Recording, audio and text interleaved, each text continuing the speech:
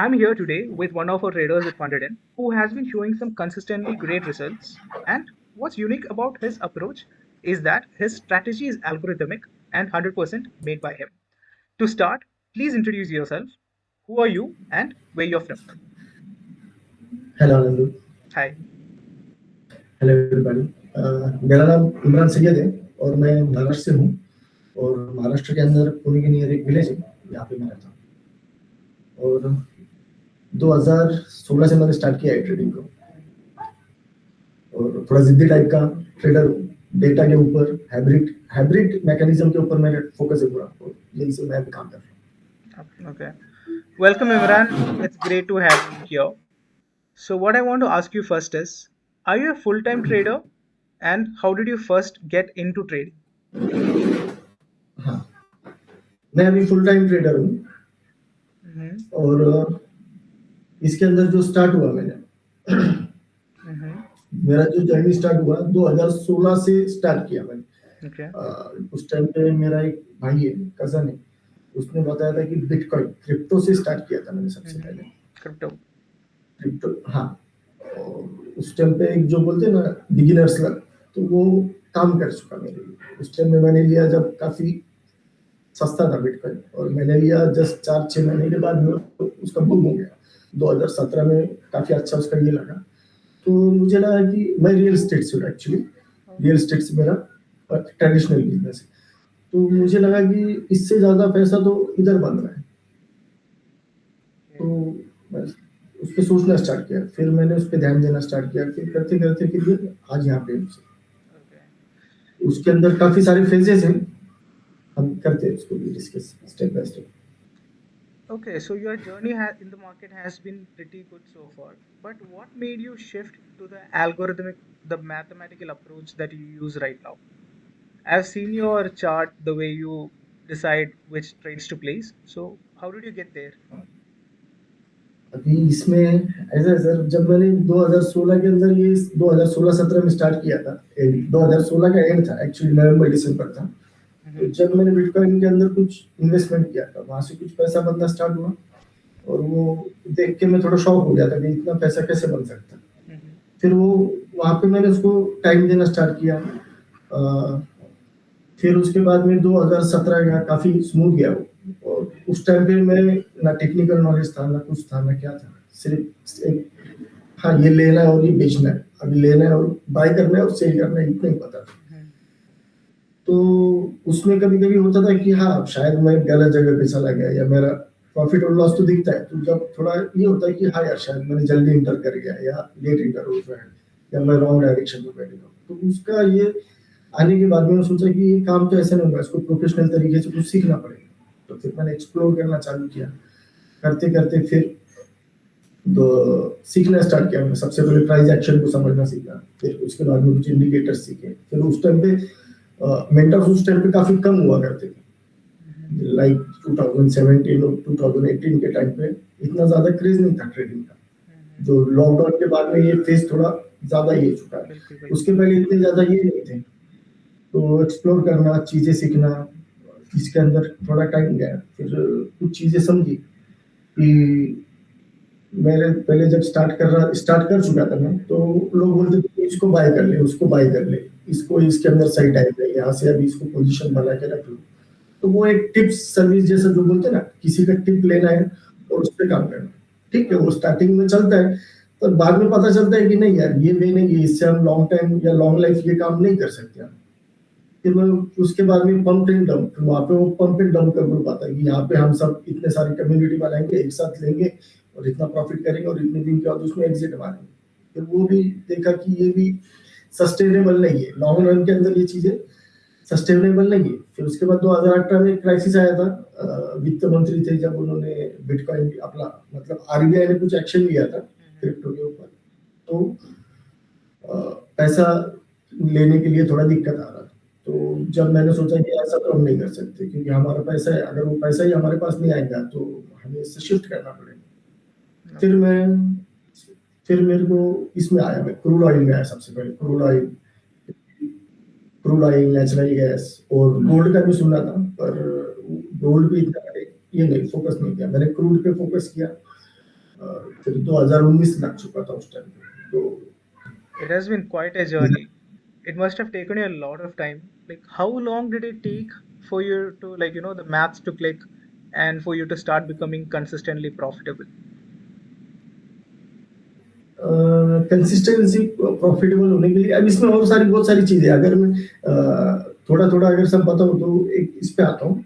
इसके बाद में क्या हुआ, नेचुरल गैस और क्रूड के बाद में स्टॉक्स के ऊपर आया, क्योंकि बोला ठीक है स्टॉक्स में गर्मी 6 घंटे 7 घंटे का मार्केट है और यहाँ पे वॉल्यूम उस टाइम पे क्या था, 2020 के पहले लिवरेज होता था यहाँ पे स्टॉक्स को बाई करने के लिए, इवन 200 100x 200x 300x इस टाइप का लिवरेज था, कुछ कुछ 300 500 के आसपास भी देते थे इंट्राडे में। तो वहाँ पे कम पैसों में ज्यादा स्टॉक के अंदर मोमेंटम भी अच्छा था। जैसे आप भी रिलायंस की बात कीजिए तो रिलायंस 25 30 रुपए इंट्राडे में मूव करता था, तो उसमें अगर हम 5 रुपए 10 रुपए का मूव पकड़ लेते हैं और क्वांटिटी होती थी समथिंग 500 1000 की हमारी क्वांटिटी होती थी, तो 5000 7000 10,000 इजीली बन जाता था। तो मुझे वो सबसे बेस्ट लगा, फिर मैंने उसी को कंटिन्यू किया। फिर उसके बाद में एक टाइम ऐसा आया कि सेबी ने लिवरेज को और मार्जिन को इसमें खत्म कर दिया स्टॉक्स के अंदर। फिर मैं बोला यार यहाँ पे अब फिर वहाँ पे क्या होता पैसा पूरा मतलब जो डिलीवरी लेना पड़ती थी, मतलब थोड़ा सा लिवरेज का मुझे 1x 5x के आसपास आ चुका है। फिर मेरे को उस टाइम पे कोविड भी लग गया था 2020 में, उसके बाद में फिर कोविड भी लग गया। कोविड के अंदर फिर मैंने देखा कि सारा दुनिया एक तरह पे मतलब डर पे बैठ गया और ये ट्रेडिंग इंडस्ट्री उस टाइम पे जो गोल्डन डेज जो बोलते हैं गोल्डन डेज उसका स्टार्ट हुआ और वहां से जो एफएनओ के अंदर स्पेशली जो वॉल्यूम देखने को मिले वो काफी शॉकिंग थे और उससे मैं काफी अमेज हुआ। फैंटेसी मुझे लगा कि ये यार ये तो काफी बड़ी चीज है। फिर मैं स्टॉक्स के बाद से शिफ्ट करके ऑप्शंस में आता हूँ। ऑप्शंस में ऑब्वियसली ग्रीड का नॉलेज नहीं था, ऑप्शन चेन का नॉलेज नहीं था, सिर्फ कॉल लेना है और पुट लेना है, इतना ही कुछ था। मार्केट ऊपर जाएगा तो कॉल लेना है, मार्केट नीचे आ रहा है तो पुट लेना है, बेसिक चीज। तो पैसा भी बनता था और लॉस भी होता था। बोला यार इस तरीके से तो नहीं होगा, इसका कुछ मैकेनिज्म होगा और इस मैकेनिज्म को डीप में जाके इसको सोचना चाहिए कि मैकेनिज्म कैसे वर्क, हाउ इट वर्क। तो बोला चलो स्टार्ट करते हैं। फिर मेरे को ऑप्शन चेन मिला, ग्रिड्स देखने को मिला और इसमें मेरा दोस्त था अरिजीत जो कि हैदराबाद से था और वो अभी यूके शिफ्ट हो गया, तो उसने मेरे को काफी हेल्प आउट किया था कि क्वांट एनालिसिस मतलब जो डेटा एनालिसिस है। और हाँ ये चीजें यही से आती है और आपका मतलब अगर आप आगे भी बढ़ रहे हो ना तो इसी में आपका बेसिक पक्का होना चाहिए। तो उसने कुछ गाइडेंस दिया था और मैं बोला ठीक है इसी को अपन करेंगे। तो उसमें मेरा तकरीबन 1 साल निकल गया। फिर चीजें समझना देखना, उनको पहले तो समझना है, समझने के बाद में। Understood. Okay. Now about Funded In, what made you decide to choose Funded In? From your perspective, Funded In क्या like what problem was Funded In solving? Funded in का जो है इसके अंदर काफी अभी देखिए सर हर किसी का एक जो प्रॉब्लम होता है ना कि वो स्टार्ट करेगा उसका लॉस होगा, वो उससे फ्रस्ट्रेट होता है या उसको ये होता है कि नहीं यार लॉस हो रहा है। फंडेड इन में अगर किसी के पास स्किल है तो वो उसका खुद का पैसा पे नहीं लेते हुए फंडेड इन का पैसा के ऊपर मतलब उसके पास स्किल है और डिसिप्लिन है तो वो वहाँ पे ट्राई कर सकता है और इसको काफी बड़े लेवल पे ले जा सकता है। और ये काफी यूनिक चीज है और मैंने काफी बाहर में एफएक्स मार्केट में काफी सारे प्रॉप फर्म देखे और एनएससी के अंदर ये फर्स्ट टाइम था स्टार्टअप और वही चीजें यहाँ पे मिल रहा है और यहाँ पे मुझे एक ट्रांसपेरेंसी क्लैरिटी और एक विश्वास जो है ना यहाँ पे मुझे देखने को मिला। और इस फंडिंग की टीम से मैं तकरीबन पिछले 5 से 6 महीने पहले से जुड़ा हूँ जब ये बेटा फेज में One of our first supporters and one of our first traders. तो हाँ तो मैंने इसको देखा है, चीजें होती हुई सामने देखी है, डिस्कशन होते हुए देखे और बहुत सारी चीजें देखी है और यहाँ से अब जर्नी स्टार्ट हुआ है। तो आई एम फीलिंग हैप्पी कि मैं इसका स्टार्ट से एक मेंबर रह चुका हूँ या इसका मैं पार्ट और ये आने वाले समय में एक रिवॉल्यूशन होगा। Okay. And as a data-driven trader, how was the overall experience of the platform? Is the speed all right? Is the platform okay? And what about a support team? Can you like say something about that as well? सबसे main चीज होती है कि हम जो trade करते हैं ना उसके लिए हमें प्लेटफॉर्म काफी इजी चाहिए, स्मूथ चाहिए और फास्ट चाहिए और वो सारी चीजें मुझे यहाँ पे देखने को मिली। काफी इजी डैशबोर्ड है इसका फंडेड इन का ऑर्डर का विंडो ये है, स्क्रिप्ट है, ज्यादा कुछ फैंसी चीजें नहीं है, पर बेसिक और फास्ट चीज है जो एक्चुअल में ट्रेडर को सबसे ज्यादा जरूरत जो गिरता है ना, वो सब चीजें वहां पे है। दूसरा, सपोर्ट टीम जो है, सपोर्ट टीम का रिस्पॉन्स काफी बेटर है। अगर हमें कुछ क्वेरी आती है तो हमें तुरंत विद इन अ डे उसके या विद इन आवर या कुछ मिनटों के अंदर हमें उसका समाधान मिलता है या उसका आंसर मिलता है। ये काफी बढ़िया लगा। और एक फ्रेंडली इन्वायरमेंट है डिस्कॉर्ड के ऊपर भी, वहाँ पे भी ट्रेडर्स आते हैं, नए ट्रेडर्स भी आते हैं, बिगिनर्स भी आते हैं, कुछ प्रोज भी है, तो वहां से मुझे और भी लगता है कि मैं भी और कुछ सीख पाऊंगा। Yes, you're one of the first members on the Discord. Like we even started the voice channel because of you. Like you were like asking for it. And like that's one of the things that we want to like, try to bring forward. Now, इसमें इसके लिए मैंने इसके लिए बोला था sir, क्योंकि जब अभी हम बैठे स्क्रीन पे और कुछ लग रहा है, कुछ मुझे लग रहा है कि कुछ ये हो सकता है, और ये अगर कम्युनिटी है तो मैं बोल सकता हूँ कि मुझे डाउट है क्या करना चाहिए। And this is trading is all about probability, और yes, इस प्रोबेबिलिटी का खेल।